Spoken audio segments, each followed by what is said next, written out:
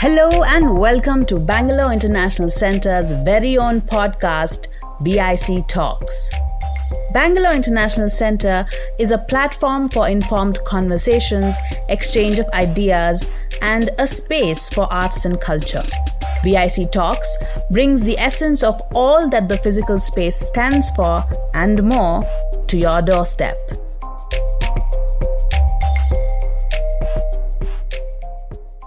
India and China have been locked in a border conflict in Ladakh for 8 months now, the most severe conflict that the two countries have seen since 1962. In this conflict, tens of thousands of Indian and Chinese troops are spending the winter in unimaginable terrain and weather. What are the challenges that are faced by the soldiers and by the Indian Army? And how might this conflict evolve in 2021? Hi, I'm Pavan Srinath and welcome to BIC Talks. Strategic Affairs and Defense analyst Sushant Singh joins me on this episode to help us understand the lives of soldiers better. Sushant is a senior fellow at the Center for Policy Research in Delhi, and he has served for over 2 decades in the Indian Army, including several stints in Jammu and Kashmir. He has worked as an award-winning journalist since his tenure in the Army and was deputy editor at the Indian Express till the middle of 2020. Hi Sushant, welcome to BIC Talks. It's an absolute pleasure to have you on the show. Thank you, Pavan. It's a pleasure to be on your show. We've seen the conflict between India and China in Ladakh for almost the last 8 months now. I think the conflict started in May. So can you give us a picture of what's happened and what the winter status quo is like in Ladakh when we have hundreds of thousands of soldiers perhaps in conditions that people like us sitting in Bangalore cannot even imagine? So essentially, most of our listeners would be aware as to what has gone on in Ladakh over the last 8 months. That in May, certain Chinese troops came into certain portions of Ladakh and occupied territory or took control of the territory which was earlier in Indian control. Eastern Ladakh, as you know, has a line of actual control which is around 840 kilometers long. But let me also clarify that this line of actual control is a contested line because India has its own version of the line of actual control and China has its own version of the line. Now, this line of actual control, which India believes and marked on Indian military maps, that was breached by Chinese troops. And Chinese troops started controlling territory, which, as per a report in the Hindu, is somewhere around 1,000 square kilometers that the Chinese have taken control of once they came into this area. Let me also clarify that this 1,000 square kilometer was not the area that the Indian troops were patrolling or dominating by patrolling.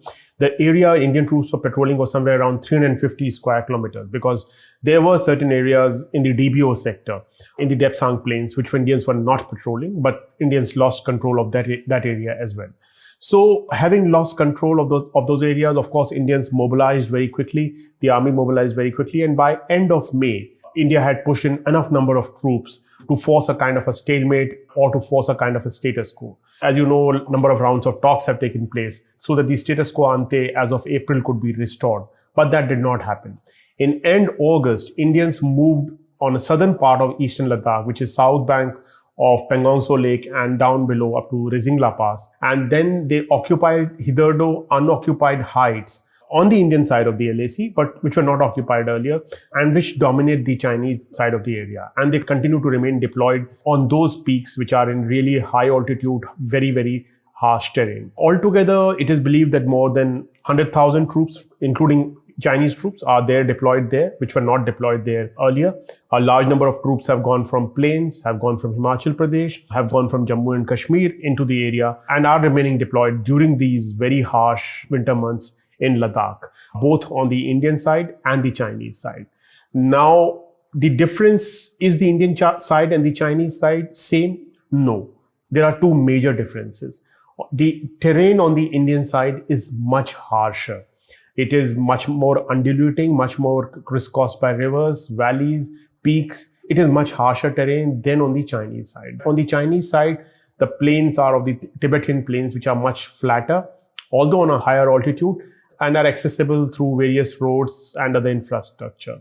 Secondly, the Chinese infrastructure is much better than the sparse infrastructure on the Indian side. So, for a place like Depsang, they would have 5 roads which are coming into that area, whereas India would have 1 road which is barely reaching Depsang. So those are the kind of differences which are there on the terrain on the two sides. And this is the situation currently now on the line of actual control in Eastern Ladakh. So Sushant, so about occupation of territory, the last move was then in August, right? So since then, the two sides, have they just hunkered down and fortified defenses in the territory that they're occupying? Is that what's happened since then? Yeah, so since late August, early September, there were some rounds of firing which also took place.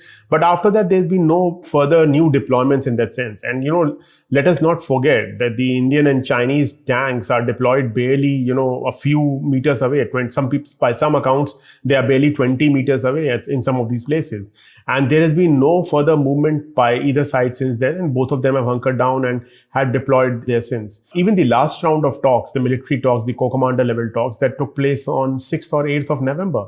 After that, there have been no talks that have taken place either, which shows clearly that as the winters were setting in, both sides were trying to actually live through the winter, so to speak, and see how it pans out. So can you give us a picture, Sushant, of what the conditions might be of the Indian troops who are deployed on the border? Because I think you might have previously served at Dras and elsewhere, and I'm guessing that the conditions might be similar, but at least you would have more established infrastructure, right? But here, I'm guessing this level of troop deployment has not happened in a very, very long time. So what might be the conditions that individual soldiers face on the border? Yeah, so I was posted in Dras, but that was, as you rightly said, when some infrastructure had come in. As you know, the large military deployment in Kargil Dras sector happened after the 1999 Kargil war. But by the time I served there, there was much better infrastructure and things were much better off. Now, this is like a very sudden deployment which has happened in Eastern Ladakh. I would characterize this deployment or the situation there with 4 things. And the first thing is the inclement weather. So we really know now that the temperatures are down to minus 30, minus 35 degrees centigrade. And we must not only look at the temperatures. We should also realize that these low temperatures are backed up by a very gusty, high wind speed gales. There's something called the wind chill factor, which you would be aware of. So wind chill factor makes it even worse, makes it even colder, makes it even tougher to survive in these areas. And when there's a very strong wind, you actually cannot pitch tents or cannot do things which you can do. Secondly, the kind of snow which is there in these areas. It is not snowbound in the sense it is in Siachen or Dras. It's a kind of a cold desert. There is no vegetation, so to speak. Ladakh is a absolutely barren, cold desert. You have double-humped camel there in that sense. That is the kind of weather which a soldier has to face there. Then there's the terrain. Terrain first is the altitude. We are talking about altitudes of somewhere around 15,000 to 18,000 feet. The level of oxygen which is there is very, very low. As you know, it's very tough to climb or even walk a few steps and not feel completely exhausted. Your efficiency comes down by, depending on whatever percentage you want to say, 50% to 60% over the plains. And as you keep on going up. Other than that, the terrain is very tough in terms of it is very undulating. There is no infrastructure to back it up. Ladakh by itself is connected by 2 roads from the rest of the country. One of the roads comes via the Manali axis, which comes via the Rohtang Pass. And the other axis is via Srinagar, which comes over the Zojila Pass. And in usual, on an average year, both the roads get closed by end of November, early December. At least the planning figure is that these roads will close by end November. I think the Zojila Pass this year was open till the end of December. But you get completely cut off between December and March from the rest of the country. Then within Ladakh, the infrastructure is very poor. So you don't have many helipads, you don't have many roads, you don't have many bridges, you don't even have many mule tracks. One of the things which usually happens in the army in very tough terrain is that maybe in places like Arunachal or in places like Kargil, Dras, etc., is that there are foot tracks which are created by soldiers. On the foot tracks, there are mule tracks that are created, and those mule tracks are used by the mules to supply stuff, and then they become, what we call is a jeepable track or a motorable track. And then they become a truckable track. Small trucks can go, etc. It is how those things develop. But once you are deployed for the first year, there's hardly going to be any foot tracks. And because it's an uninhabited area where there are no human population or human settlements there, you will have to create your own tracks. You will have to create your own paths, which can later be exploited. And the fourth characteristic, which I think is very important to understand, is there's a lack of natural resources. So even though there are no natural fruits or veggies or, growing there which you can use, which you can scrounge and use, or even in other parts of Ladakh, there's nothing really which grows there which you can use. There's no industry there which can supply you stuff which is happening there. In fact, water is a major problem. There are no major water bodies which are running there, or dams which are there, or canals through which you can get water supply. So in that sense, it is more like Siachen, and not Siachen of 2020, but more like Siachen of 1984, 1985. And of course, we are much more technologically advanced with far greater resources. We would be better prepared. Now, if these are the four conditions that an Indian Army soldier faces in Ladakh, what are the consequences of these four conditions? And the consequences are, number one, which all of us can guess, is the health of troops. As you know about the German campaign in the Second World War in Russia, it got stuck in the Russian winter, and they said that we were fighting General Winter, not the Soviet generals. So it is similar, and let me give you a figure most people do not realize. 250,000 German soldiers in the first winter of the campaign suffered from chilblains, and 90% of them had grade 2 or grade 3 chilblains. This is over and above the people who had pneumonia or other kinds of diseases suffering just because of the winters. And as anyone who has suffered chilblains, where your extremities of your body become blue, pale blue, black, and then you completely become numb, you lose control over them, and then they have to be cut off, that person would know how tough it is, how painful it is to have chilblains, which sounds like a very, very small disease. That is just one part. Health, lack of oxygen, chilblains, climate, it is very tough on the health. Now, what does Indian Army have? Indian Army has a 200-bed hospital in Leh, which I believe has now been increased to 300-bed hospital. And the 200-bed hospital at Leh was primarily to cater for whatever 20-odd thousand soldiers which were there. And I'm sure a lot of people would be coming out on leave, etc. during the winter months. But now that when you have 60, 70, 80,000 troops there, you only have a 300-bed hospital there. So medical condition, health of troops is the primary challenge. It takes a lot of toll. The second is the clothing, the kind of clothing you need to survive in that terrain. So there are two types of clothing. When an army gets deployed, there's a clothing which you use below 12,000 feet of altitude. Now that clothing is made in India. But here we are talking about mostly areas which are well above 12,000 feet. Now that is imported clothing. So this is the kind of clothing which you use in Siachen. Now there was a shortage of that clothing, as you may have read. And India had to use an emergency provision to import that clothing from the US using the logistics pact, through which a book debit entry system. I do not know if everybody has the clothing, but I am told that, things are pretty well off. There is no major problem of clothing as of now. We really still don't know great details. As you know, none of the journalists have been taken to the front lines or really shown what is going on there.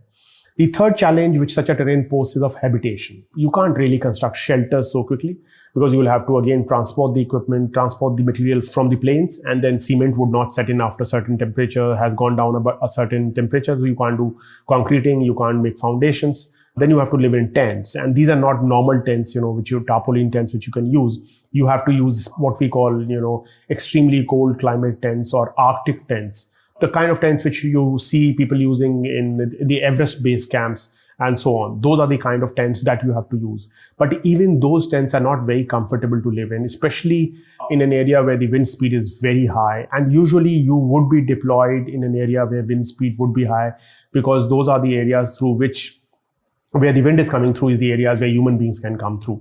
And so that's not an easy thing. Some degrees of shelters can be created, some kind of, igloo kind of bunkers that you have, which are filled with heating material like asbestos, etc. They can be created. Some of these shelters, some of the bunkers which are in Siachen can be created, but these take time.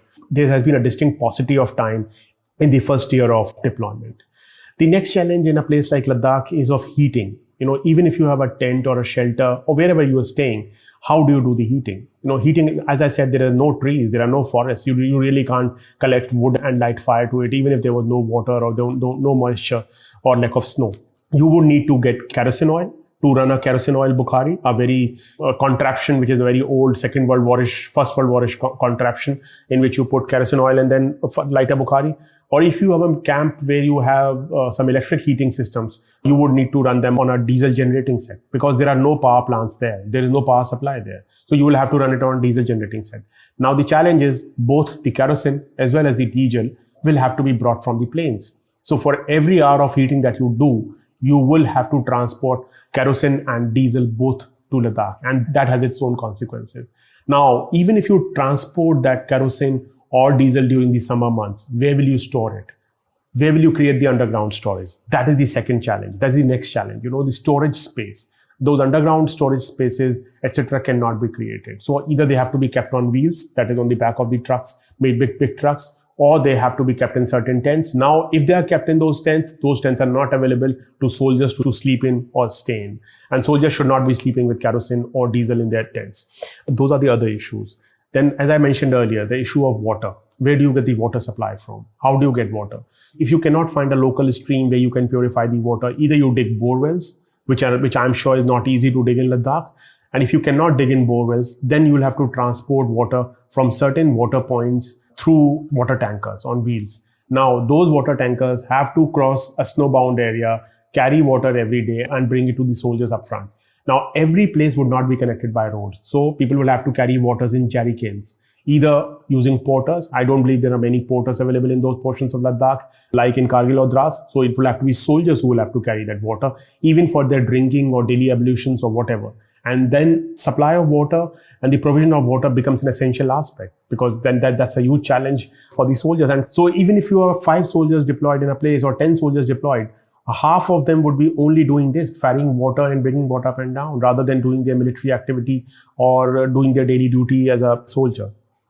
Another aspect which people often forget is the maintenance of equipment. Whether it's your rifle, whether it's your radio set, whether it's your radar, whether it's your tank, whether it's your vehicle, each of these equipment have far greater wear and tear because of lack of oxygen, because of fine dust particles, because of the weather and the terrain in which they are deployed. And they require greater maintenance. They require greater support. They require specialized lubricants. They require specialized kind of fuel to run.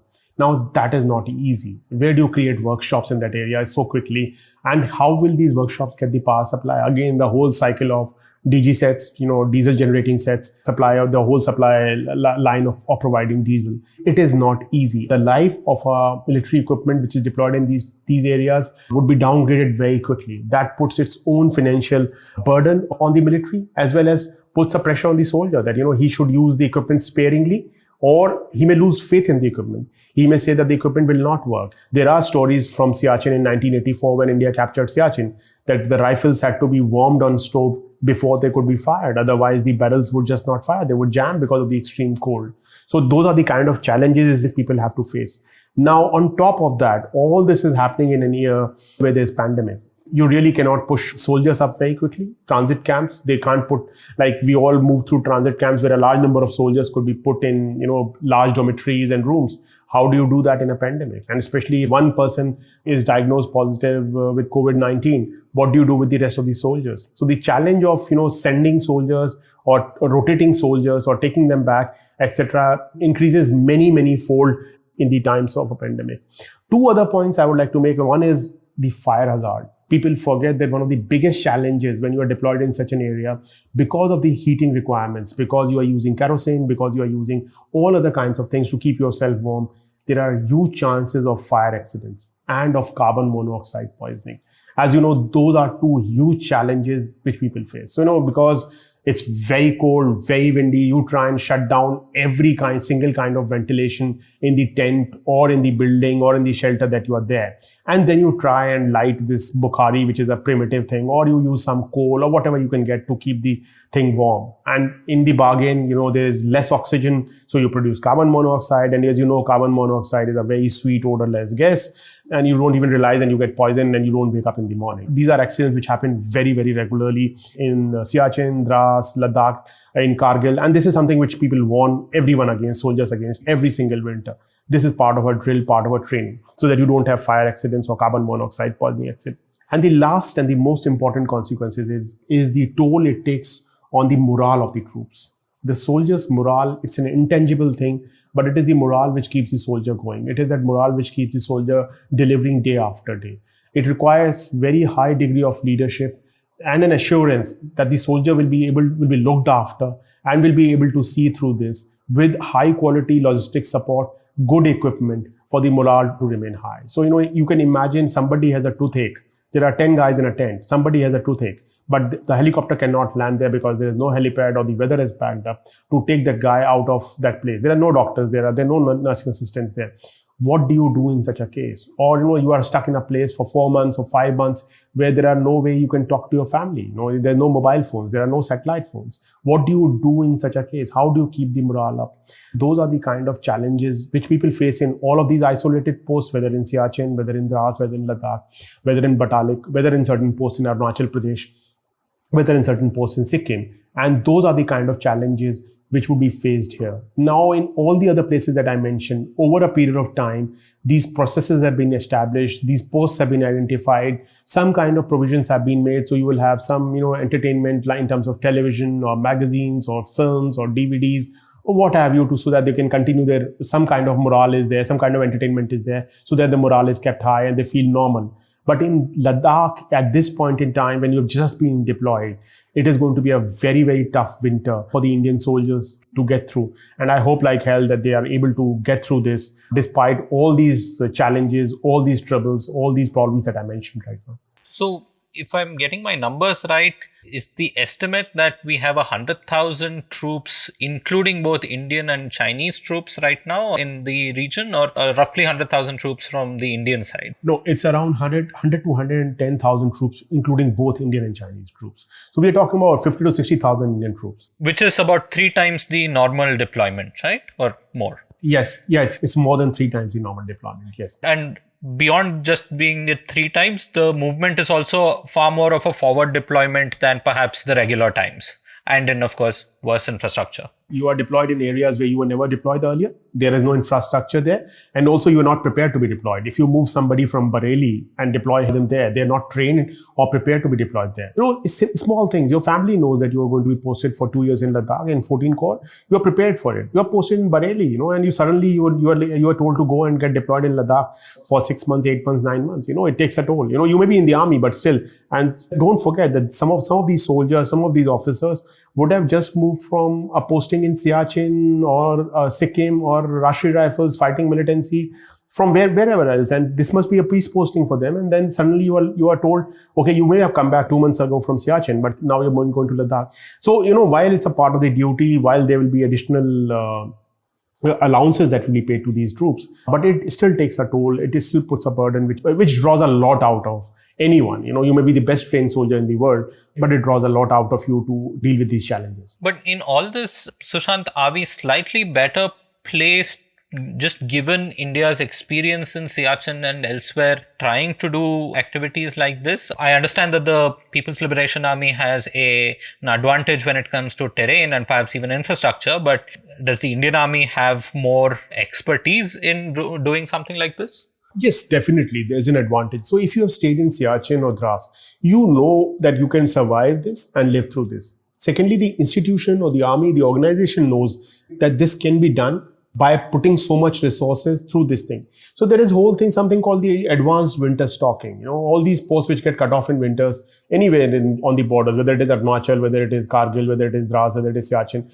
you do advanced winter stocking in the summer months. So by now there are planning parameters, there are yardsticks, there are financial costs there are a number of trucks which are required, number of stuff which is required. So all those processes become easy. So there are 2 levels. At the organizational level, all your processes, calculations, planning, that becomes very easy. That's very smooth.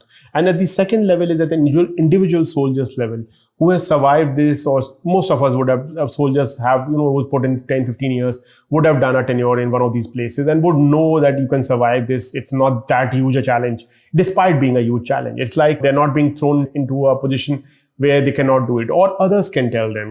There are senior who can tell them, I did Siachen, so Siachen can be tackled. And if we can tackle Siachen, then we can tackle this. And so I think at both levels, India has a certain advantage in that sense, that the planning, and the processes, etc., are well established. Planning figures are known. And second, at an individual soldiers level, they know that this can be done and this can be seen through. It has been seen through by their buddies, their colleagues, or they themselves in other places. So from what we've been able to gather from public sources so far, do we have a sense of how the PLA is faring on the other side? Yeah, PLA is very hard to make out how the PLA is faring on the other side.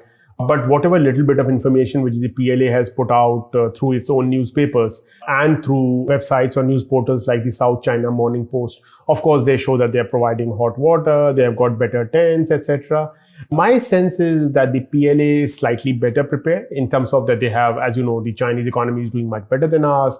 They have a huge technological advantage and they have much better infrastructure than us.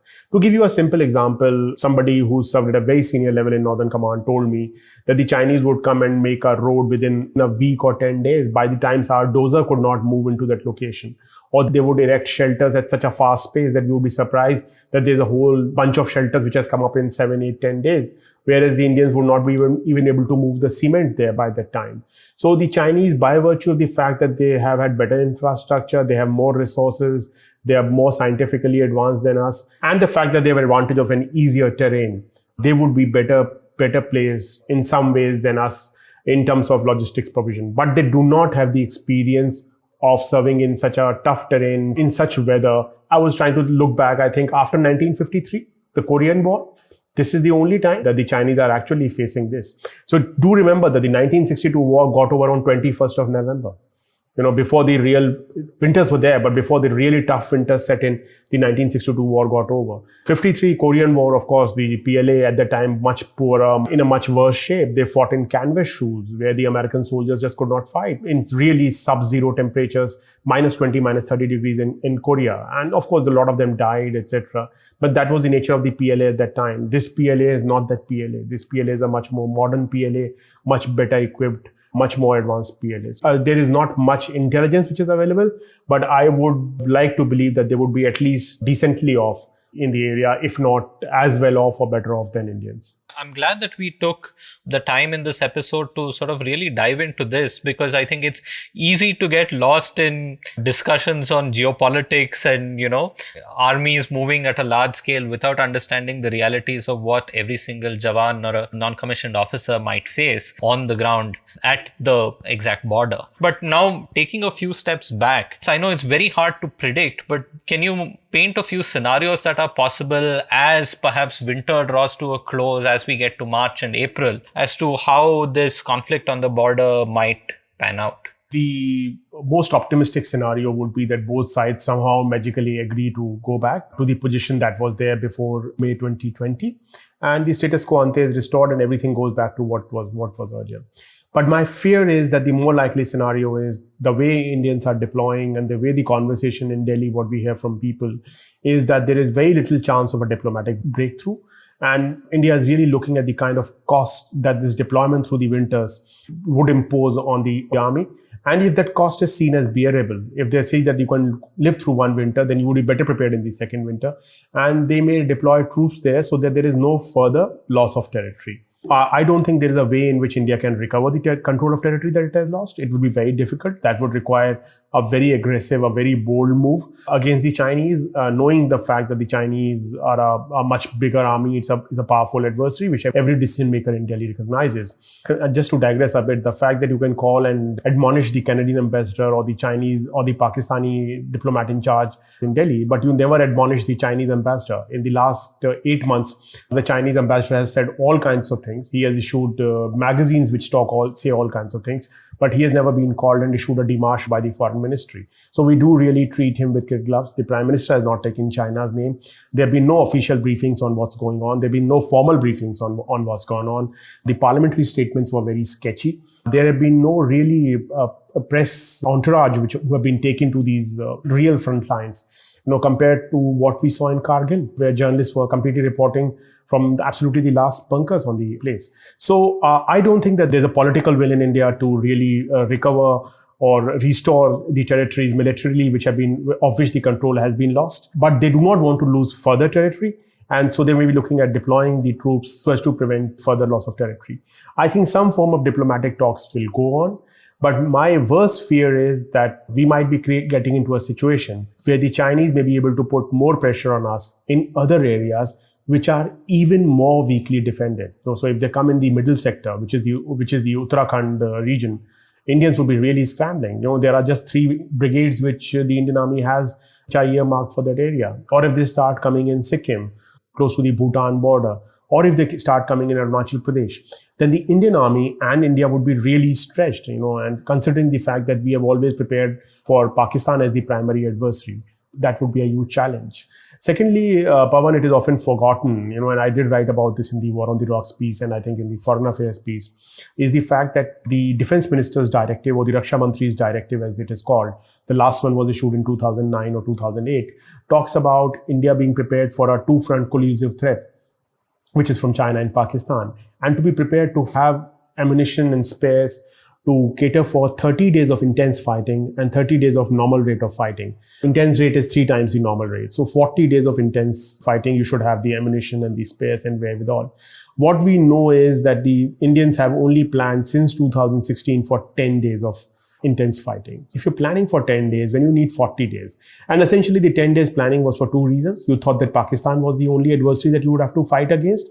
And you also didn't have the money to make up for the 40 days. And there'll be no huge spin around the fact that we are now going to store up to 15 days.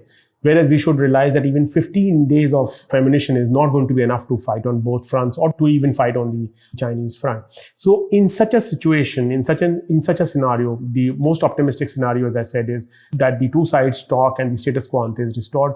But the more likely scenario is that Indians will continue to remain deployed on the LAC, at least in Eastern Ladakh. And we could see the Chinese putting pressure on other portions of the LAC and really forcing India to commit itself militarily and taking a toll on the Indian economy, the Indian military, and India's ability to deal with the other adversary, Pakistan. So the opening of other fronts, even for such kind of standoffs, will be one of the worst case scenarios for us. So is the other possibility that what's happening in Ladakh, it becomes like a second line of control, in the sense of not that there's a demarcated line, but that there is that level of troop deployment that is near permanent? Is that one scenario that could pan out? Yeah, I think that's the kind of scenario we are walking towards, because if there is no diplomatic way in which we can recover territory, or there is no military way in which we can recover territory which is lost, and the emphasis in India about not losing territory or at all, military would like to contain its losses so as to hold the line there. Whatever has been lost has lost, but let's not lose any more. And then their only option is to deploy in a manner so that you do not lose any more territory and are able to respond easily. Pavan, try and think it this way. If you had a way in which you could militarily act and recover territory very quickly, you would not need to deploy there, because then either militarily or diplomatically, if you can act to recover territory, then if territory is lost, I can go and thrash this guy and recover territory, like what India did in Kargil. Or you have diplomatic means through which you engage and put pressure through geopolitical means, and the Chinese are going to vacate and we are going to have the territory back to us. But if you cannot do that, then what do? Then you try and defend every single inch of territory. Because I cannot recoup my losses. I cannot recover my losses. I cannot reverse the losses. So if I cannot reverse the losses, the only thing to do is to prevent further losses. And how do you prevent further losses? Is by greater deployment. And the greater deployment is something like what we have seen on the line of control, is starting from Siachen right down to the Jammu region. Yeah. So that's something which is a real possibility. If the costs of this deployment during this winter on the Indian Army are bearable, and if they think that they can live with these costs in terms of men, material, whatever the other costs are, that's a distinct possibility that could happen. So in that sense, Sushant, one of the ideas that had been talked about for the last almost decade, the idea of more mountain strike corps, right? Or a mountain corps, that might become a reality now, though there was a lot of principled opposition to it, right? Will that become a necessity now? Not really. See, Pavan, the UPA government in 2012-13 approved a strike corps, mountain strike corps. What is the 17 corps? But the raising was stopped in 2018 because there was no money. So, they just raised one division out of it and there's no money. It costs a lot of money to raise and sustain a new strike corps. And even the ammunition and other stores and other equipment that was being given to the strike corps, the formations that had been raised, was from the war wastage reserves, which were kept for war fighting. So you were actually using your war wastage reserves, WWR, for provisioning for the new strike corps. So they stopped the raising. There is no way they can raise another strike corps. Indian economy, with the kind of decline that it is in, with the kind of contraction that we are seeing, it's unlikely to be able to bear the cost of another strike corps. What we could see, and I did see that report yesterday in the print, which spoke about that one of these strike corps, which is the one corps at Mathura, that which is meant to be towards Pakistan. So there are 3 strike corps for Pakistan, 1, 2, and 21. 1 corps is in Mathura, 2 corps is headquartered in Ambala, and 21 corps is headquartered in Bhopal. There was a news report which said that one corps, the strike corps based out of Mathura, could be given the responsibility of looking at the China border. Now that would be a complete different orientation, and the strike corps in mountains has a totally different role, totally different responsibility vis-a-vis fighting in the plains, where it is a more armored dominated battle where you have tanks going in and infantry only supporting, whereas the fighting in the mountains is more infantry oriented with tanks only being used in a limited space where certain flat terrain is available. So that would mean a very different reorientation. But it would also mean that you are taking the boot of Pakistan to a certain degree, because so far all your military planning has been based on 3 strike corps going in and really punishing Pakistan, so that you are able to go and reach deep inside Pakistan and put pressure on it. If you remove one of these strike corps, then clearly some of your planning vis-a-vis Pakistan will also have to change. So I think it's a big dilemma, and eventually it boils down to the simple fact that the Indian economy is not capable, does not have the wherewithal to take on the possibility of a two-front war at the same time. So military can always turn around and say that, you give us the resources, we'll fight a two-front war. But eventually it is the government which has to provide the wherewithal, the resources to fight those war. And if those resources are not there, then the government has to find some way in which it can resolve one of the fronts, so that it is no longer a two-front challenge. It becomes a one-front challenge and you are able to handle it. And I think the only front which can be handled or some kind of negotiation can be done with is Pakistan. Because China is your strategic adversary. China is really big. It's growing much faster. Pakistan is the only country with which you can strike some kind of a deal, hopefully, and try and resolve Kashmir as was done during Dr. Manmohan's time, Vajpayee's time, with Musharraf. And try and find a way out so that at least you get the pressure off one of the fronts to some degree. It's also in Pakistan's interest not to make large concessions right now, right? Because they can potentially cause more challenges, especially in the Kashmir border and elsewhere, given that the army and the armed forces are also occupied on the China border.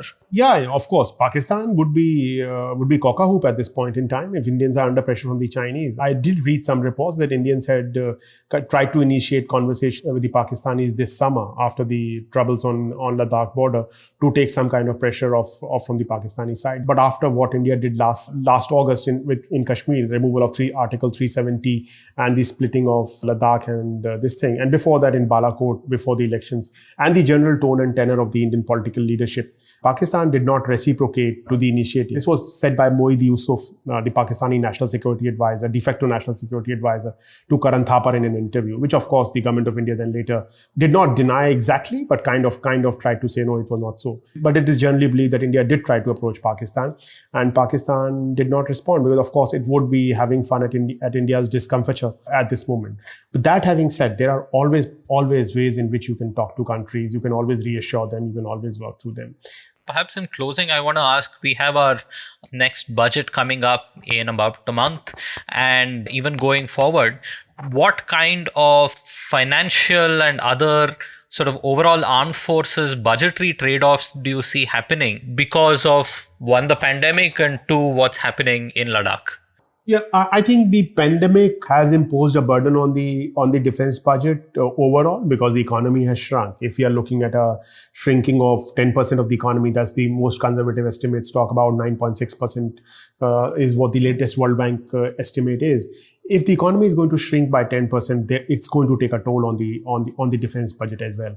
Now, my fear is that there is very limited capacity to increase the defense budget with the government of India, with all the other commitments that it has. And with the kind of deployment that the army has and the requirement of resources that the army would have, it would actually take the resources away from Navy and the Air Force. As you know, Air Force has only 30 squadrons of fighter jets, whereas they want 42. These are all fastly depleting. The numbers are depleting very quickly. So, that puts huge pressure on the Indian Air Force to deal with challenges both on Pakistan front and on the Chinese front. In fact, Pakistan would have almost the same number of squadrons as India in a couple of years' time if this trend continues. But the bigger burden is on the Navy. So as you know, Navy has been asking for a third aircraft carrier, but the government clearly cannot afford it. Navy also had the vision was of a 200-ship Navy, but they've cut it down to a 175-ship Navy. Now, why Navy is a bigger issue? Navy is a bigger issue because one of the things that we have always spoken about is the cooperation with the Quad. And the cooperation with the Quad is not on India's borders. It is not on India's land borders. It is in the seas. It is in the high seas. Now, if the Indian Navy is not strong enough, if it doesn't have the kind of resources, the kind of vessels, the kind of submarines, the kind of ships which are required to project power and to deal with the navies of the United States, Australia, and Japan, India would become a weaker and less attractive partner for the Quad. And that would take away the kind of argument that the government has been trying to build, that with the Quad support, we can pressurize and take on China. So if you're less attractive, then people will be like, okay, India wants to be very active in Quad, but do they really have the resources to be active in the Quad, to be really pull their weight in Quad? And I think that's my bigger fear, that with the economy shrinking, with the army deployed in Ladakh and asking more resources, the cut would be imposed on the Navy, and that would have a much larger geostrategic consequence on the way India wants to deal with China by aligning as a part of the Quad. So in all of this, Sushant, is there anything that gives you any comfort or hope about the year ahead? The comfort or the hope about the year ahead comes more from the vaccine, that the pandemic will probably get over, and that would take away a lot of pressure away from India's economy, Indian soldiers, from the normal public. And the second hope comes to me completely unrelated, from an unrelated place, with the fact that President Trump lost in the United States to President Biden. And I believe that liberal democracy is the only way out. We cannot be living under regimes which are not liberal, which are not really holding the higher values for which the Indian Constitution and the Indian people have always stood for. And those are the things which give me hope. And I believe that this is what is going to hold us in good stead. And Pavan, I enjoyed being on the BIC Talks. Thank you so much for having me on the show. It was good fun. Thanks a lot. Thank you for listening in till the end. Please share this episode with a friend on social media, WhatsApp, or anywhere else. It would mean the world to us. And in case you're listening via iTunes or Apple Podcasts, please leave us a rating and a review. Subscribe to BIC Talks on email or your favorite podcast app, and don't miss out on future episodes. This episode of BIC Talks has Gaurav Krishna as our sound engineer, with support from S. Sarvanaraj and Lekha Naidu. And the accompanying episode artwork was made by Chandni Venkataraman.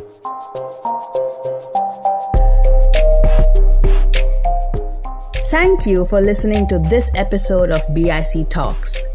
This podcast can be accessed on our website, bangaloreinternationalcentre.org, as well as on any of your favorite podcast platforms. Tune in for new episodes every week, and do subscribe to our YouTube channel and follow our Facebook, Twitter, and Instagram pages to stay informed on our latest updates.